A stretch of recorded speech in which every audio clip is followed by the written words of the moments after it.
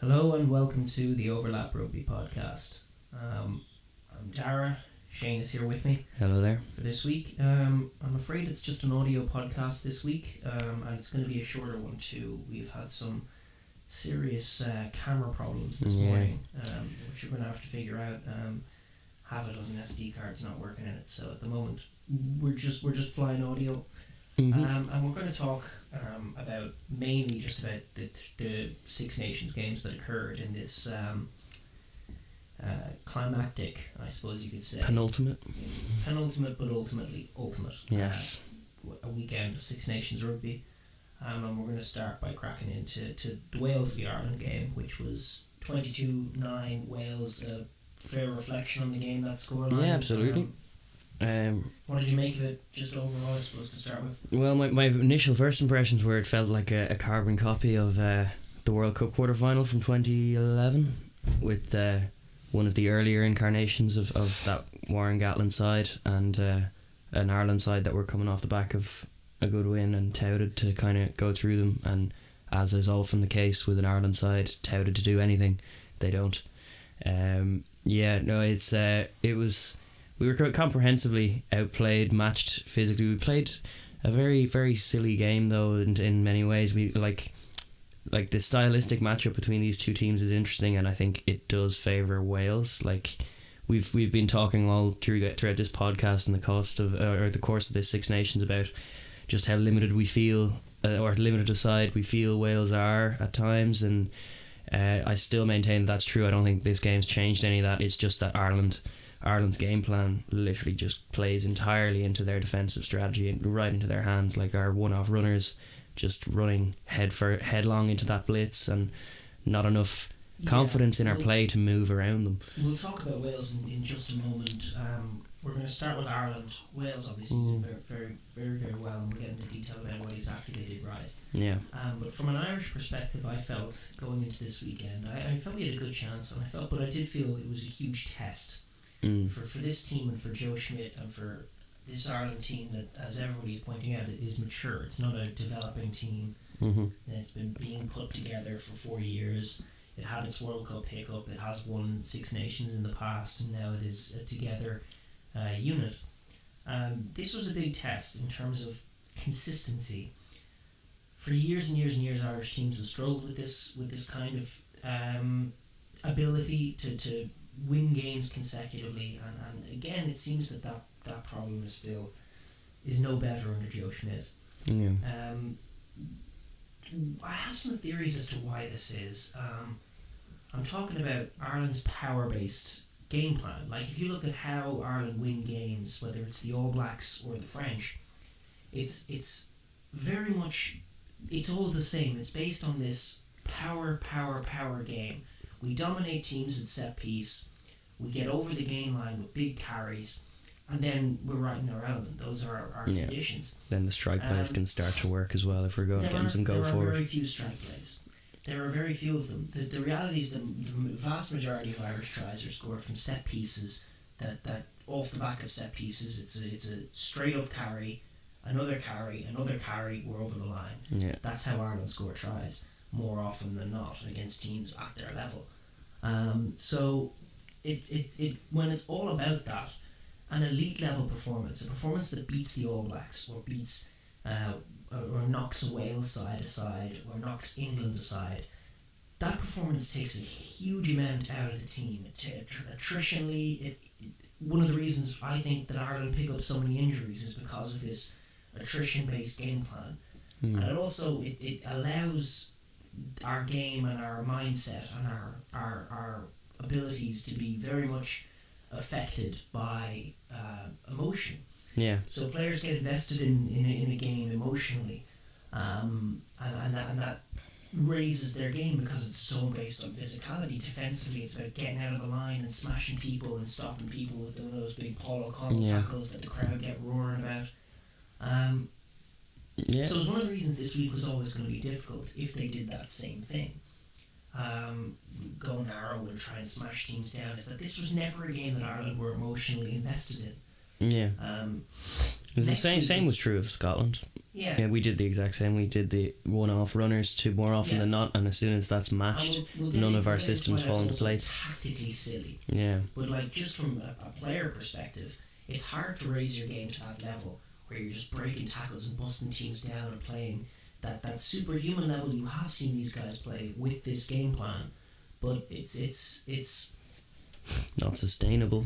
Yeah, it's never going to win a tournament or a Grand Slam because it's impossible to reproduce that kind of the emotional high that you get from playing really well in that performance. Like I wouldn't be surprised if Ireland beat England with a similar style this week. Yeah, absolutely shredding just teams, bully them in Dublin, bullying them and raising their game emotionally.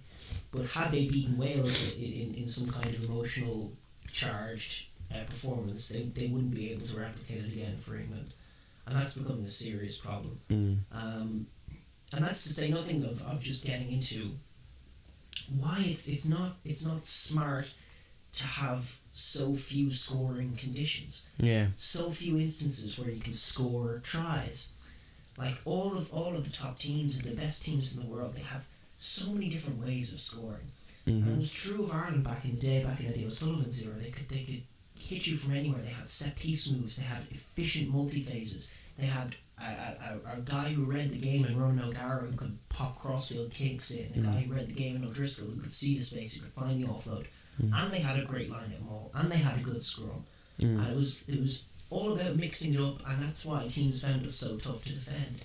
This team is fairly easy to defend. In very similar way to what we were saying about Wales earlier in the championship, is that you know how to stop them.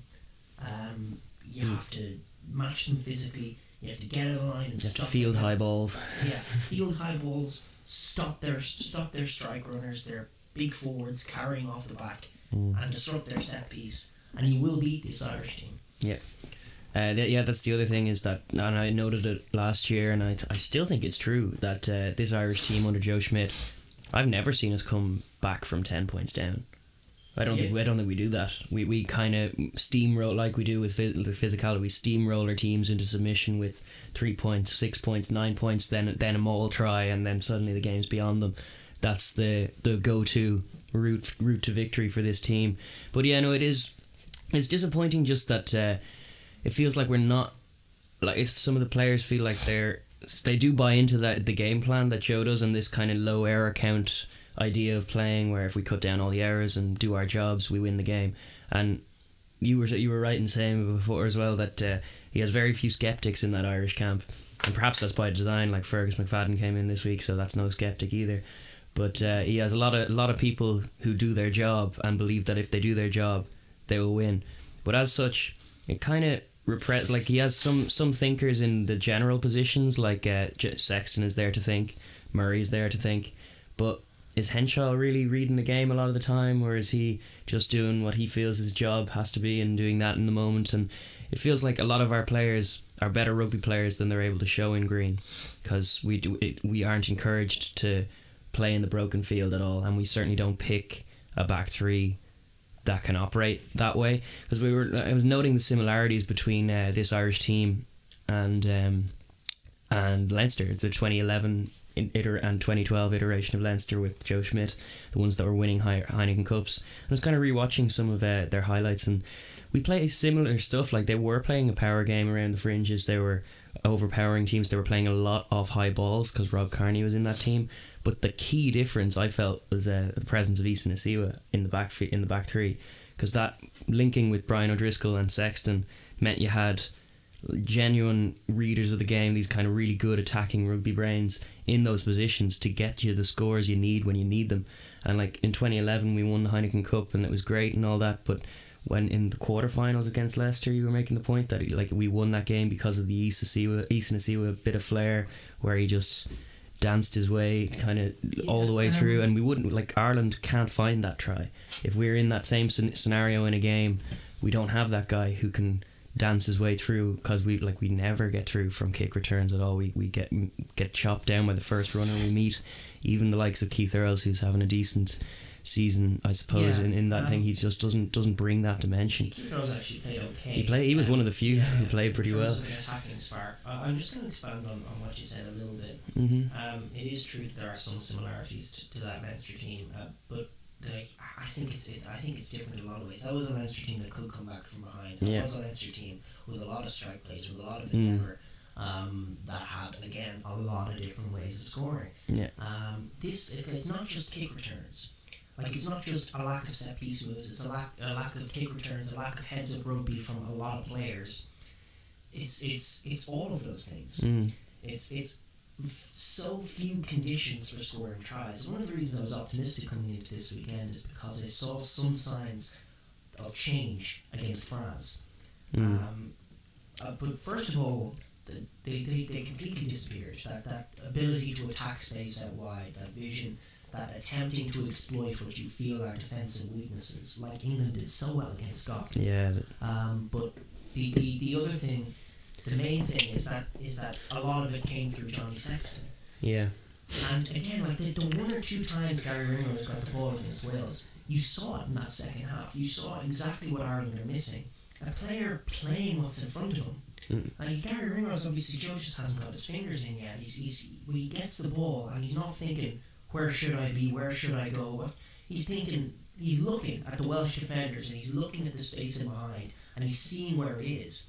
And once he got the ball in open space, stepped outside, beat a man, and created a lot of ground for Ireland, made the complete right decision. The other time he put a kick in behind because there was space in behind, he chased it down, attacked the Welsh. It was two of the only times in that second half we looked threatening. Was when Ringrose got that ball in a bit of space. Nobody beyond Johnny Sexton in Ireland is looking to exploit the space. And I find it's an incredible contrast to watching Super Rugby, watching Ireland play, because it's so structured, it's so driven, it's so thought based. Everything's slow, everything's deliberate. But if you watch the Super Rugby teams play, and if you watch New Zealand play, what's the reason that they're so dangerous, that they score tries?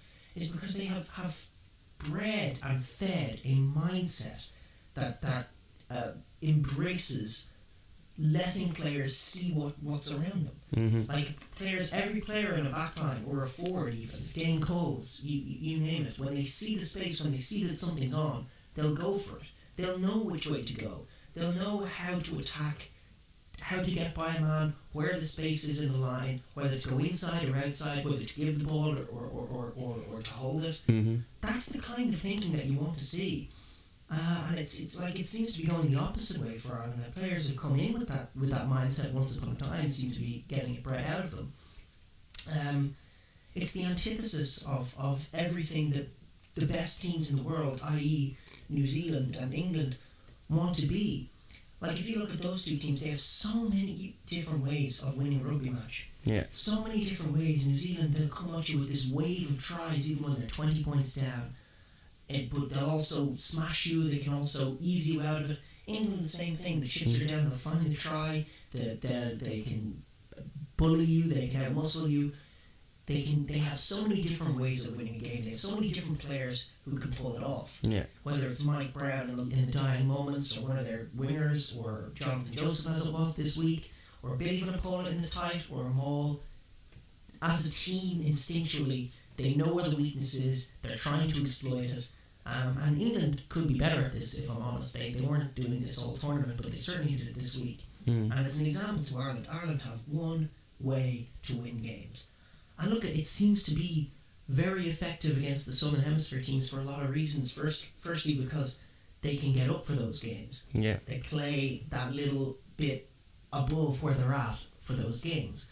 You know, when they're against one of the top teams, Australia or New Zealand, they get a little bit more emotionally invested, play that little bit of drive, and second of all, those teams aren't used to it. It's like an old Springbok team battering them down and battering them down and battering them down. But like, it doesn't work against Wales. And you have to have the ability to change your game. But Ireland can't, because there are so few options, there are so few dynamics. The whole team is built around playing a certain way. And the danger with that is that teams are going to figure you out. Yeah. Like Ireland cannot have this team that is built around playing this one way with up and unders and tight carries in the middle, because everybody will get to know us. We'll be typecast, and by the time the World Cup comes around, everybody and their mother will know how you beat Ireland. Yeah. You know, chop tackles, get at the breakdown, stop them. And for me,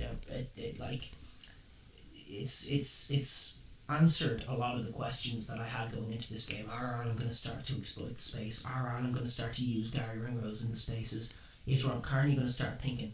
Like, when Sexton was sent off this week, Zebo slotted into first receiver, and even he seemed afraid to think. Yeah. He was just shifting the ball. He never seemed to look up and communicate with his players such that they were in the right places, and take on a man when he knew he should be, find that extra bit of space.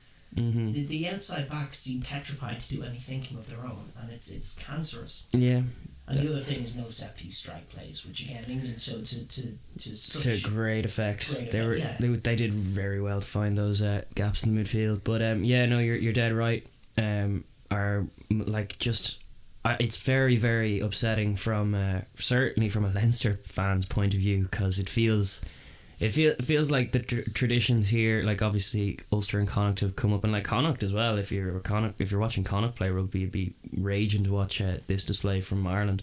But like the kind of traditional thinking being that Munster heads prefer that more attritional, emotional based game, and they carry in the tight and a bit more of a predisposition toward 10-man rugby, certainly from the Rog era, whereas Leinster are always slightly brittle up front, but throwing the ball around and keen to exploit the space and score tries, win games with 20% possession by scoring tries and running the ball from 22. To be the top team in the world, you have to be able to do both. Yeah. Like New Zealand can do both. Yes. And England can do both. It's about versatility. It's about understanding what the winning conditions are against certain teams. Like that power game plan could work. Is a good game plan against Australia. Yeah. You know, with an effective defence, it's a good game plan. It's going to work.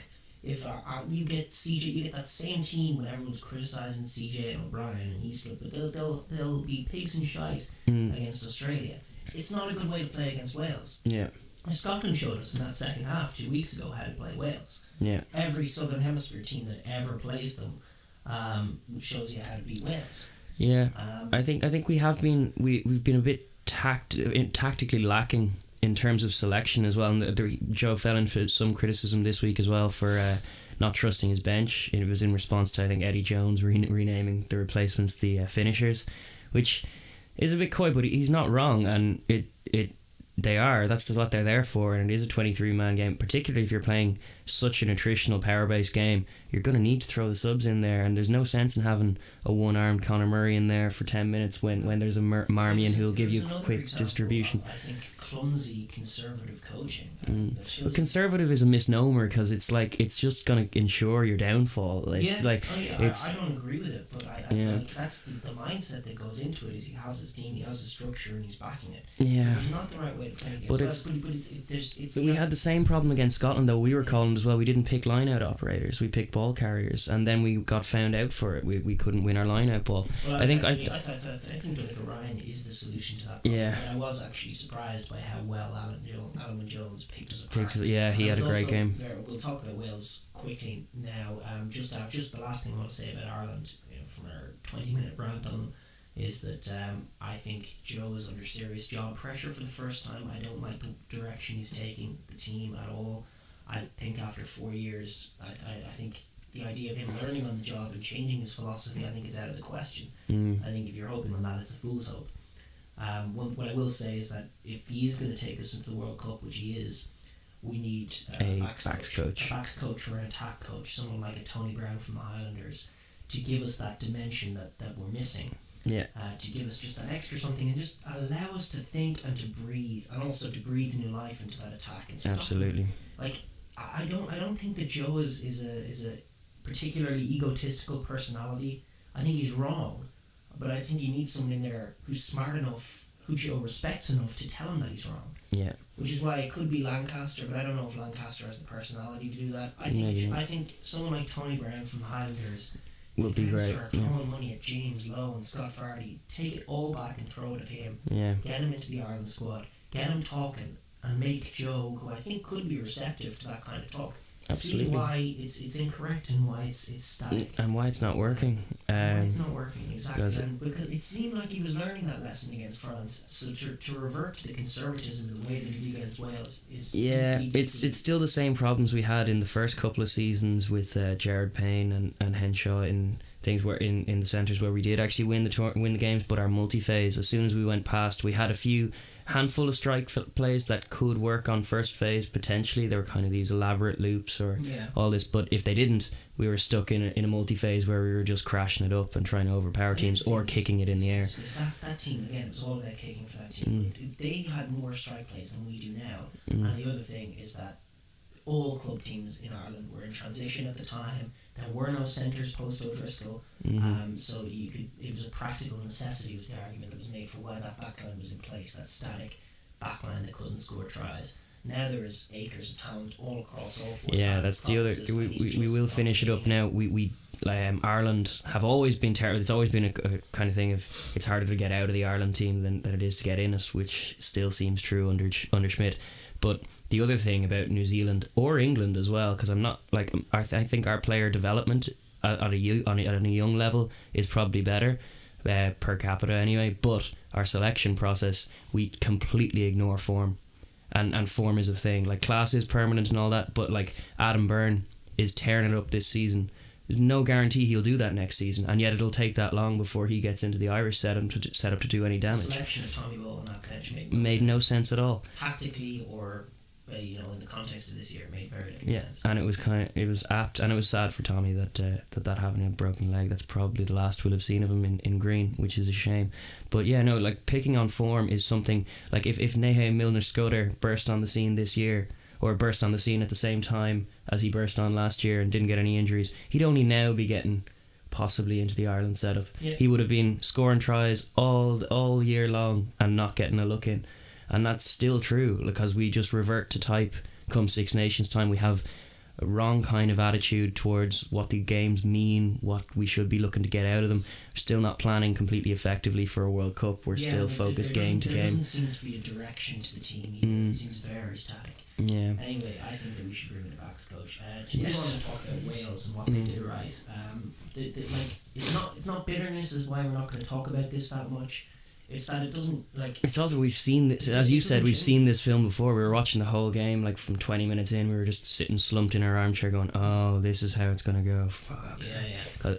Well, like the thing I'm going to say is like, and I'm going to preface this before this weekend. Whatever happens between Ireland and England, we're not going to do a full preview this week. It's sort of a dead rubber, to be honest. Like, Ireland's only motivation is to spoil England. Yeah. But if Ireland beat England, it changes nothing. That we said this week. If Ireland beat England by 30 points, it changes nothing because Irish teams are always capable of that one-off performance, particularly against England. There's no harm in getting emotional. To be consistent and ability to find a way to win when chips are down. That's what's lacking, and that subtlety about them is certainly lacking. Yeah, and with Wales have a similar enough problem, but their mentality is slightly different. It's that they just ride that momentum wave up or down. And it's like I guess they've stopped that now because this was very much against momentum. But what I will say about Wales, the reason I brought up that Ireland-England point is that this is the same for them. This is good, and we got a lesson into why Wales are our top level team, our top 8 team. Very, very efficient with a tight blitz defence that can shut down Ireland's types of attacks. Very good at the breakdown, spoiling ball, stealing ball. Warburton and Tipperick are animals. Managed very impressively to shut down Ireland's set piece. That was the most impressive. Actually, their scrum, and well, their line out was very, very good at spoiling as well. But their scrum stood up. Jack McGrath didn't have a great game, and actually Tadhg Furlong looked a little bit. Certainly by the end, he looked like he should have come off maybe 10 minutes earlier. He was puffing and blowing, and again not trusting the bench. But they fronted up at scrum time, and that just stagnated Ireland entirely. Their power-based attack can be very effective as well. And it was some good innovation to exploit that gap in the midfield, because it's been a defensive tactic of Ireland's before to shoot the out half out of the line, and it was kind of good. Narrow run, good line. Ireland did shut down Wales for large parts of that game. Then, sure. I can't actually remember their first try now, but their second try came of the charge down off of defence. Oh yeah. Off of their offensive defence. That was the best thing. Their first try was George North Barrett through. That's right. Started with Scott Williams going through Sean O'Brien. Yeah, exactly. So that was just They miss tackle. But yeah, that power game can work for them. But the reason that we're not going to expand on it much more is that it's nothing new from Wales. No. They can do this, but the flaws still exist, and they still need new coaching staff to breathe life into it. Yeah. But they should be very encouraged by the talent levels that their squad does have. Yeah. And they definitely have the ability to go places, but they do need someone new in there to take them there. Yeah. We're gonna because we're short on time. We're gonna I have to go to work. we're gonna really basically skip over this Italy-France game really quickly. Oh yes. Nothing really didn't go as to plan, or didn't go to plan here. It was pretty stock Italy-France game. Just it took a little bit of time for France to get completely comfortable in it, and then they were comfortable and it was grand. I suppose the main interesting point was I liked Doolan, and I remember him playing there at fullback last season, a couple of seasons ago. I do like what he adds to that team, but I also like spending. Yeah, you know, like that gives you a good tactical decision to make whether you want that big boot or you want that innovation. It should depend on the game you're trying to play, and certainly either of them from a bench can add something. Exactly. Yeah. So they're both good options to have. More than like picking the two Fijians and having Huge on the bench. Have Spedding or Doolan on the bench. If you're starting with Spedding, have Doolan on the bench to add that extra attacking dynamic. If you have Doolan, add Spedding. Rugby players, rugby brains, both of them. Different players. Yeah. Like what a bench player should be that does change what you're doing. Yeah. As opposed to Huge, who's just fresh legs, the same thing. Yeah, I guess Huge is a very fine player as well. I do rate him, and he's got that utility back factor going for him. He can kind of slot in. But you know, they French aren't short for talent. As far as France are concerned, they had about the championship I expected. They got a Wales game next week, and then they got 3 games against. I think they could win that. Yeah, they got. I think they got a good few games coming up. The 3 against South Africa will be good for them too. Yeah. I think in 4 games time we'll have a real idea where they are. Yeah, and so will they. They'll have learned a lot more. They're still getting to grips with some of these new systems. Obviously, Italy's defense is completely nothing compared to the rest of Europe. So it was a field day for some of their more talented outside backs, and back to the Fijians had their first real time to genuinely impress. And actually, Baptiste Saran had a very good game. He's a very good player. He's very French in mould, and I think they can buy into that. Yeah, and good around the fringes, good controlling game, good pass. He looks a solid player. Yeah. The only thing I'll say about Italy is that Carlo Cava they should stick with. They're a hopeless team. I don't rate them at all. But Carlo Cava they should stick with. Yeah, he's a good ten. He reads the game. He does try the right thing usually. It seems, even if it doesn't quite come off. Right now, and finally, really. This was a great game as well. Like a lot of people. This is the one. Yeah. This was the first complete performance by a team in this tournament, which was what we were like. You're getting a little bit of accusations of just not being entirely fair to England, but that's not true. Like I still maintain that the first 3 games they didn't play very well, even though they won the games. But they're a team. They are the second best team in the world. They're capable of great performances. This was a very, very solid performance in Twickenham to make amends for the kind of shambles they had against Italy the week before. But a few things they did very, very well, because Scotland were a bit unlucky to lose by as much as they did, but just the strike plays that they isolated in the midfield impressed me so much, because we had felt that before in all the Scotland games, that their defence did very, very well to hold out the teams like Wales and Ireland as well. They did manage to do that in France as well. But it looked like they were creaking at times. Definitely felt that way. Certainly in the midfield, they feel smaller than the rest of the teams in this tournament. And England just did a great job of isolating that disconnect and kind of manufacturing a disconnect between the two and sending Joseph straight through.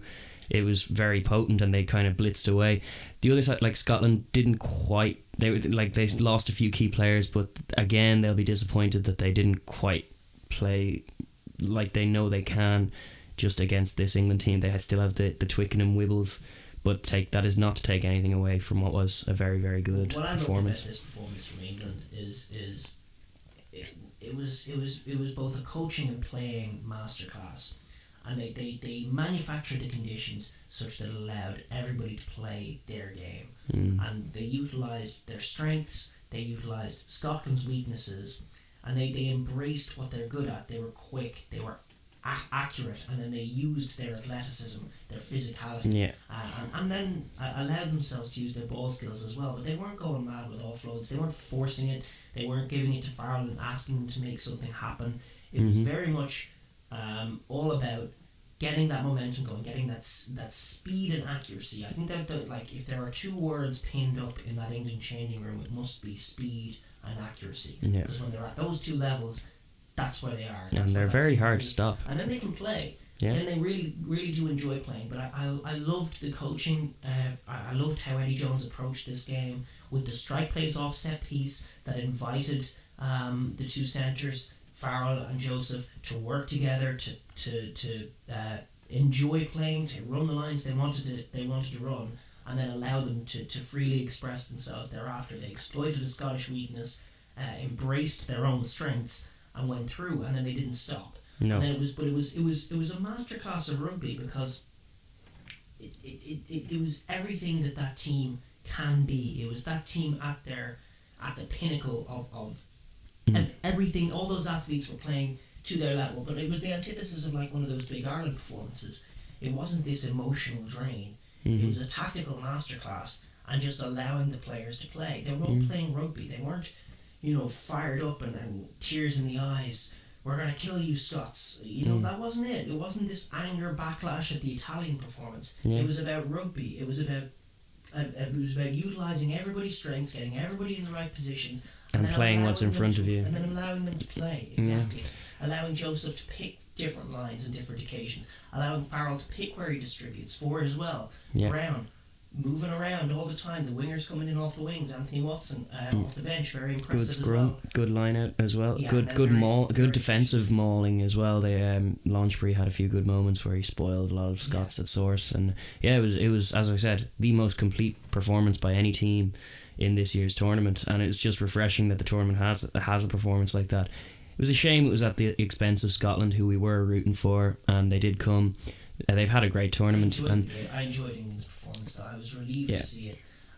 The other thing about England, it's not just that they happened, like when Ireland overpower a weak team. It wasn't that they happened to be able to go cut through the middle, and Scotland are a team that's weak in the middle.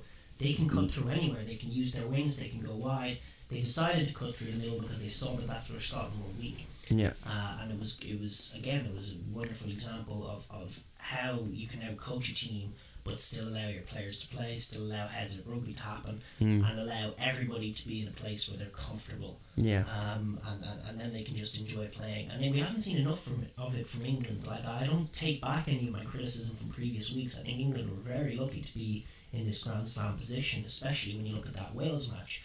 The manner in which they failed to exploit Wales' the space that was available to them, and then were gifted that game. That was, really problematic for them. But they seem to have learned. They came out, they put in a complete performance and won the Six Nations, and did it in style. And it was definitely the performance of the championship from any team. Yeah, absolutely. As far as Scotland are concerned, I wouldn't be too worried. No. A lot of things went wrong for them in that first opening half. They got rattled with the ridiculous sin binning. There could have been a red card, and then Hogg going off injured, and then those strike plays exposing their weakened defences. They failed to recover from that. They didn't have their captain. They didn't have their star man, and they failed to regroup.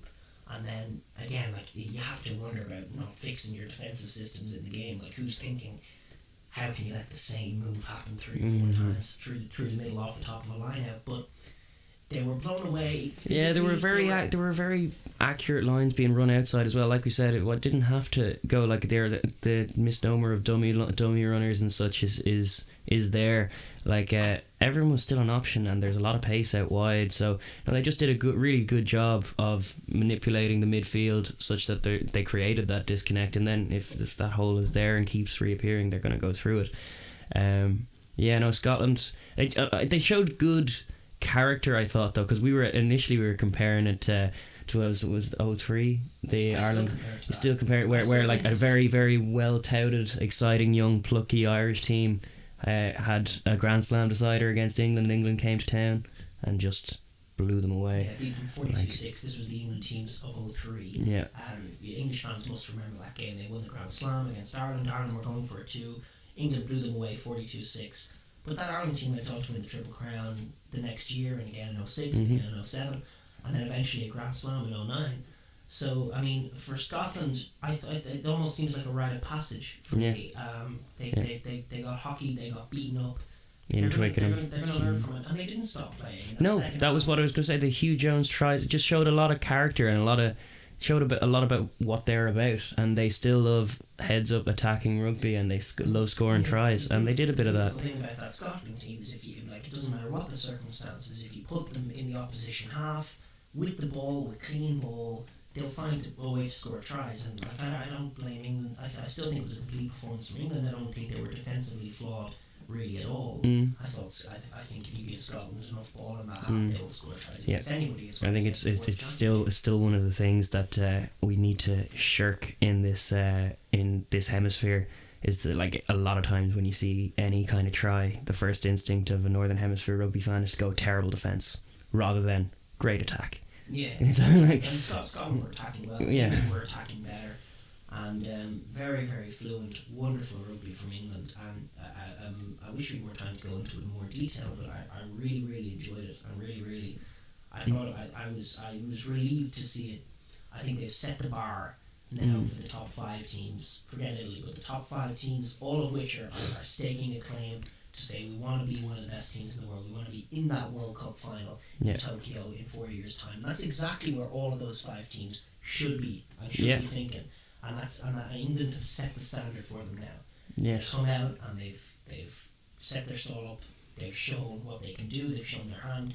They've shown a wonderful blend of coaching and allowing players to play, and putting players in the right mindset to understand where the space is, to pick the correct lines, but also to embrace individuality and awareness of space. And again, it was the perfect performance, and I hope it becomes consistent for them. I hope that they generate that kind of consistency and become after next week. Become this team they think they are. Absolutely. I want them to be this team that blows away teams, that can genuinely rival the All Blacks. Yeah, because they have the player base for it. It's crazy that it hasn't happened thus far. Like a lot of their naughties through teenies of the 2000s. I got 2010. What am I saying? From around that 03 team, once that kind of was gone, and around 05 through to 2015 maybe, they were just a bit rudderless. Went through a string of coaches and could never seem to have one particular style of play that they wanted to play, but they also just never seemed to play to the sum of their parts or just unify into something that's a genuine threat come World Cup time to the big Southern Hemisphere teams. This is a side that's playing just very good, enterprising rugby, also very aware of what their assets are. Like, they are a very athletic team. They get a lot of their Maro Atogis and these kinds of players that are just super athletes, and they're involved. How and where to get scores, and against certain teams as well. Yeah, they do. Yeah, that's true too. They're very good at kind of manipulating how they play, but depending on who they're playing. They haven't had a great championship up to this point, and the point I want to make is, like, I don't want England to win the World Cup. I'm not an English fan. No. But I think it would be good for everybody else in the game and in the Northern Hemisphere if England kept playing like that. It would drag the standard up, and it would force other countries to think outside the box, to utilise their strengths, to exploit opposition weaknesses in the way that England did. Because too often over the last few years, the general standard of play in the Six Nations has just not been very good. Like, it's been a lot of defensive heavy stuff and a lot of unenterprising attacking play, whereas in the Southern Hemisphere all the games are not always competitive, because some teams there are blowouts and such, from usually doled out by New Zealand, but all the teams understand how to play, and they all want to score tries, and all their players are capable of it. And it, like, a lot of times then people like Six Nations winners, you can win a Six Nations and come out with a false sense of confidence and then get found out, which has happened a lot. And it happened to Ireland in the World Cup. It happened to Wales, that Welsh team, when they were winning Grand Slams and still not being able to get a scalp from the Southern Hemisphere. It happens a lot.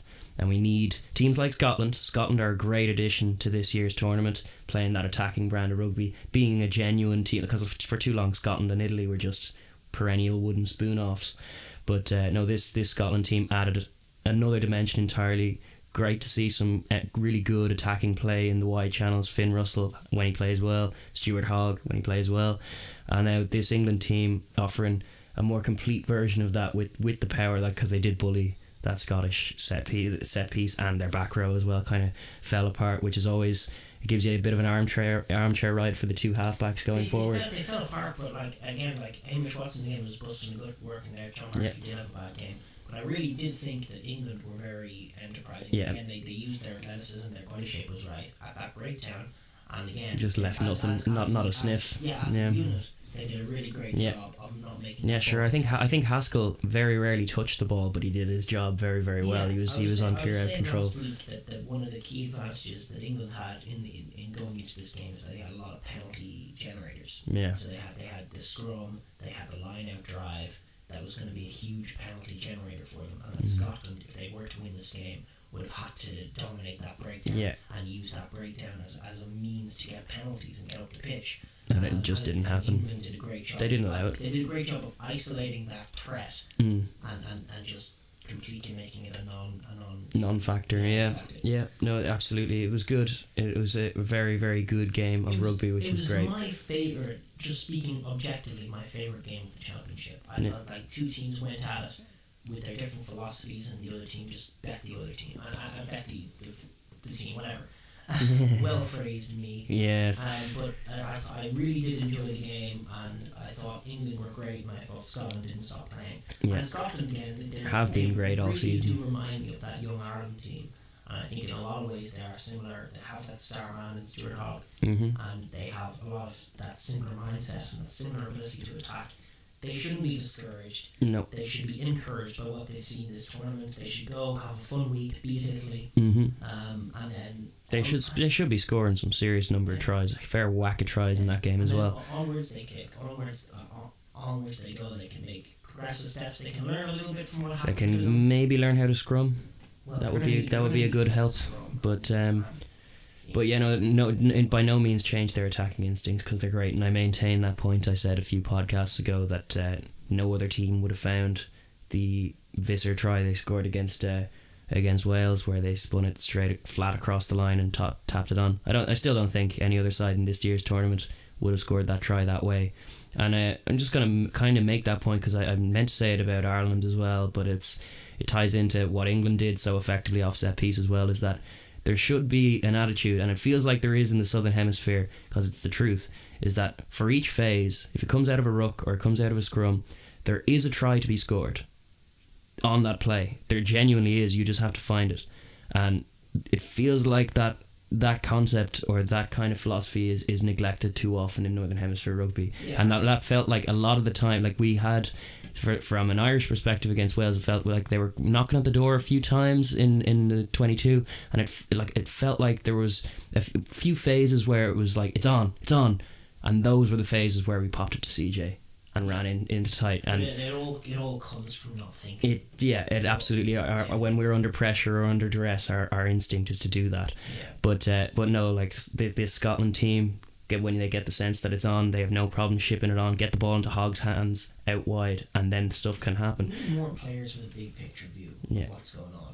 Ideally, I think you want your whole team to be rugby players. Yeah, but whereas Ireland have a very narrow view. Yeah. Like Heaslip is thinking, I gotta be here.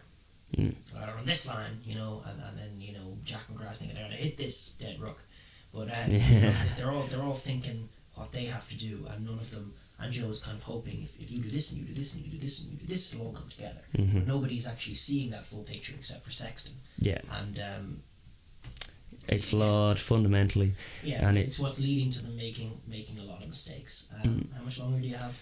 I'm gonna have to head in around 5 minutes. We'll do the news segment. It was just that point that I wanted to make. Basically, that notion that there is a try to be scored, you have to find it, and if you don't, that's on you. That should be reviewed. You should have a relook on that on the Monday and go like, oh, I should have given that pass instead of that pass, and try to improve that. Just a quick note before we finish on the news. We're going to talk about Super Rugby in greater detail soon.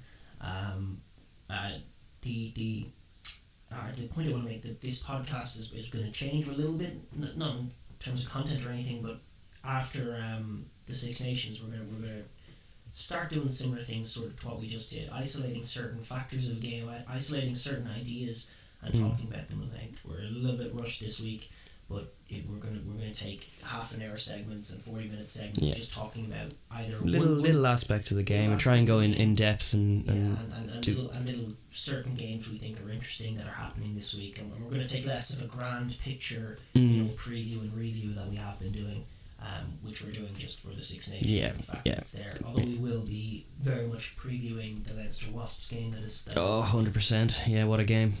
So look forward to that. Anyway, we're gonna finish on the news with a few points of interest this week. Yeah, what to start with? Well, Bernard Jackman is out of Grenoble.